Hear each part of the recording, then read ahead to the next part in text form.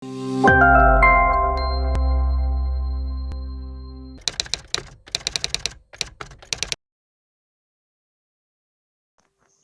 ini pertanyaan cerdas ya. Jadi begini, kalau di psikologi forensik itu ada teori ya, di mana perbuatan kriminal apapun ya, mencuri, apapun, terorisme, narkoba itu ada interaksi antara faktor internal diri dan outer, eksternal.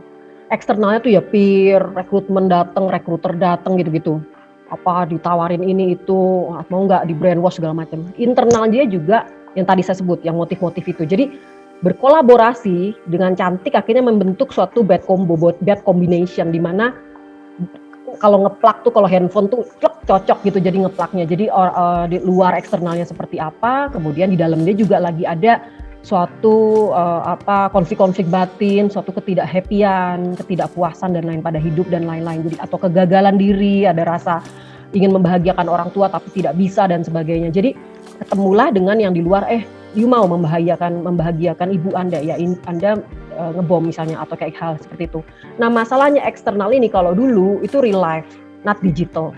Sekarang itu digital life, everything is about dunia maya gitu. Jadi orang itu bisa swa karena dia punya motif-motif tadi di dalam yang ingin cari ini, ingin mencari apa segala macam, dia carilah di dunia eksternal yaitu dunia maya ini.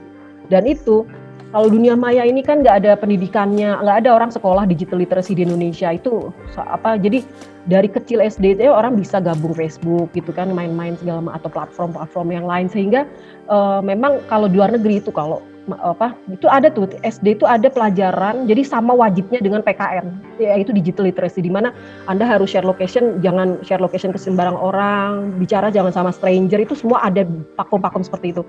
Di Indonesia tidak ada, belum kita belum nyampe ke Minfo itu juga belum. Jadi baru adanya pegiat-pegiat sosial salah satunya siberkreasi yang selalu mengajarkan orang digital literacy, jangan bicara hate speech, jangan membicarakan hal-hal bla bla bla seperti itu.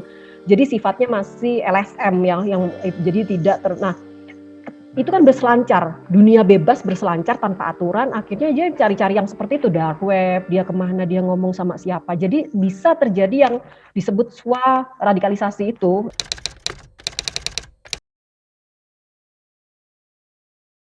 Tapi memang ada bantahan oleh ahli-ahli lain, oleh para pengamat yang lain, nggak ada itu yang namanya lone wolf.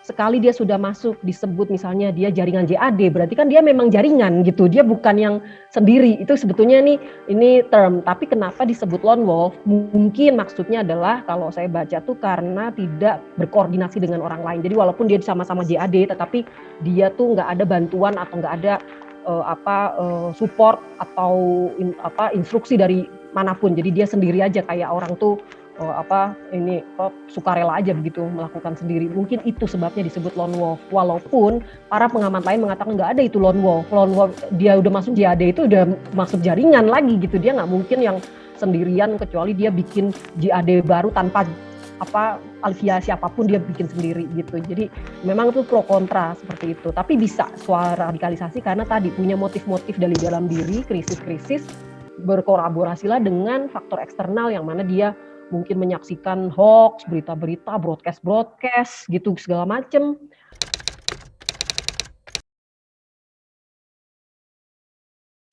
Dan yang aneh juga masalah senjata itu dia dapat dari mana. Nah kalau di profiling psikologi itu ada selain tadi motif-motif itu ada kemampuan-kemampuan dalam terorisme ya seperti kemampuan intelijen, kemampuan militer, kemampuan teknologi IT, mechanical, electrical skill, misalnya merakit senjata, kemampuan misalnya social domination yaitu mengelabuhi orang lain, penaklukan sosial. Ada lagi kemampuan bahasa, language skill, misalnya bisa berbahasa Arab, Mandarin, Indonesia, kemudian mentranslate bayat-bayat dari Arab ke Indonesia. Itu juga salah satu skill yang juga dikhawatirkan, maksudnya disorot seperti dalam dunia terorisme. Nah, saya lihat memang kok dia bisa sampai tidak shaky ya, kayak dia kayak semacam mungkin punya kemampuan militer.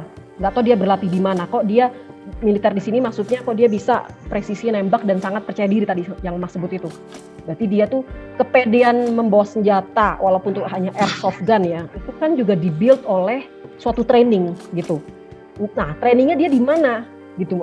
Masa di rumah bapaknya tahu dia nembak-nembak gitu, apa mungkin gitu. Apa di kamarnya tuh mungkin ada bulatan-bulatan yang sasaran untuk nembak itu, kan kita juga kok dia bisa segitu. Itu memang hal yang menarik untuk diinvestigasi sebetulnya. Dari mana ia mendapat kemampuan sebegitunya sampai pede. Karena orang biasa bawa senjata itu biasanya percaya diri untuk membawa senjata.